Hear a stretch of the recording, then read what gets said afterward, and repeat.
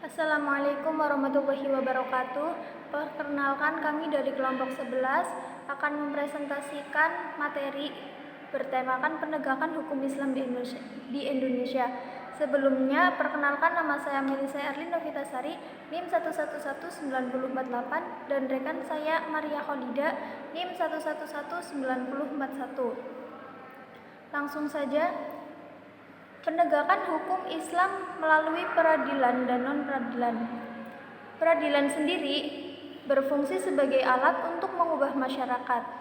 Dalam konteks KHI, menunjukkan bahwa institusi-institusi seperti peradilan dan hakim-hakim agama, majelis ulama, lembaga-lembaga hukum dan fatwa dari organisasi Islam, lembaga pendidikan sebagai media intelektual, lembaga-lembaga penelitian dan media massa merupakan wujud untuk sosialisasi penegakan hukum Islam di Indonesia.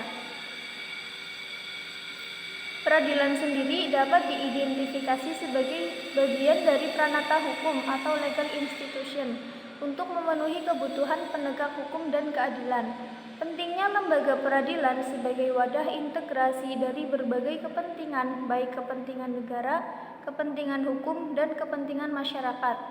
Lembaga peradilan menjadi saran integrasi yang harus mampu menyeimbangkan ketiga kepentingan tersebut tanpa mendominankan atau mengabaikan suatu kepentingan. Selanjutnya, non-peradilan. Jalur non-peradilan juga biasa disebut dengan non-litigasi atau berarti menyelesaikan masalah hukum di luar pengadilan. Jalur non-litigasi ini dikenal dengan penyelesaian sengketa alternatif. Penyelesaian perkara di luar pengadilan diakui di dalam peraturan perundangan di Indonesia, yaitu Pasal 3 Undang-Undang Nomor 14 Tahun 1970 tentang Ketentuan Pokok Kekuasaan Kehakiman. Disebutkan bahwa penyelesaian perkara di luar pengadilan atas dasar perdamaian atau melalui wasit tetap diperbolehkan.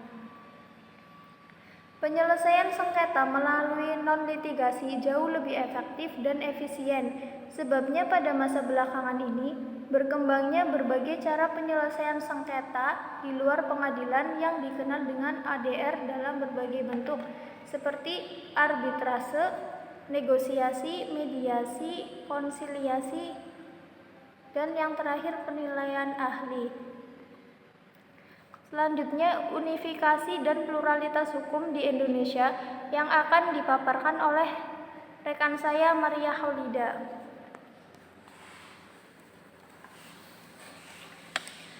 Unifikasi.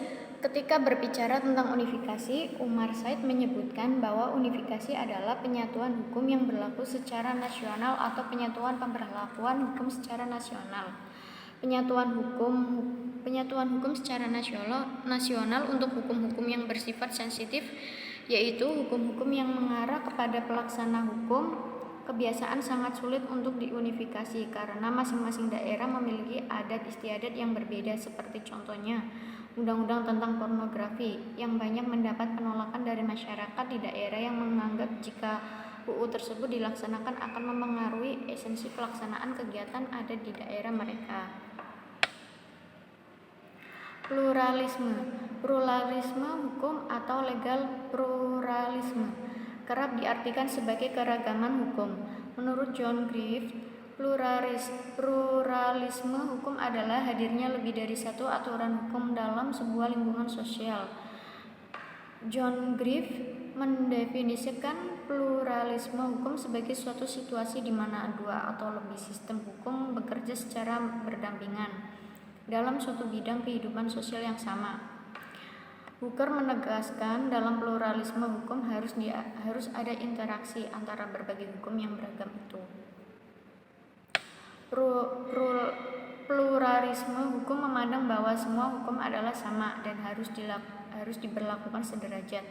Oleh karena itu, kelemahan penting dari pluralisme hukum adalah pengabaiannya terhadap aspek keadilan, karena pluralisme hukum hanya dapat dipakai untuk memahami realitas hukum di dalam masyarakat.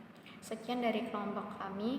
Apabila ada kesalahan dalam pengucapan, mohon maaf. Wassalamualaikum warahmatullahi wabarakatuh.